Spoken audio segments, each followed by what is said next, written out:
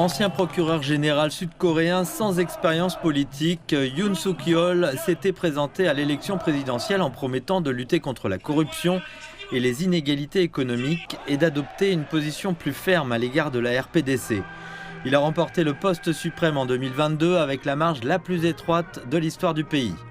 Sous le règne conservateur de M. Yoon, Pyongyang a réalisé des progrès sans précédent dans ses programmes d'armement, notamment avec de nouveaux missiles balistiques capables d'atteindre les États-Unis et des missiles tactiques rapides conçus pour déjouer les systèmes de défense.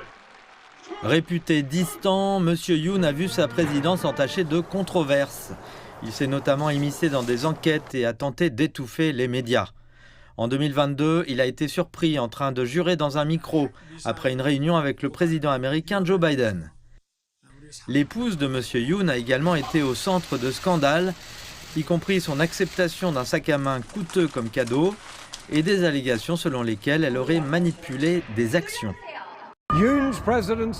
La présidence de Yoon Suk-yeol a été marquée par d'innombrables manifestations appelant à son départ et même avant la déclaration de la loi martiale, sa cote de popularité n'était que d'environ 17%. La réaction de l'opinion publique a permis au Parti démocratique d'opposition de remporter une majorité écrasante à l'Assemblée nationale au début de l'année. Il a essayé de placer le pays sous la loi martiale pour tenter de résoudre toutes ces difficultés politiques. Yoon Suk-yeol est cependant crédité de la reconstruction des liens économiques et sécuritaires avec le Japon, qui était au plus bas depuis l'après-guerre lorsqu'il est entré en fonction.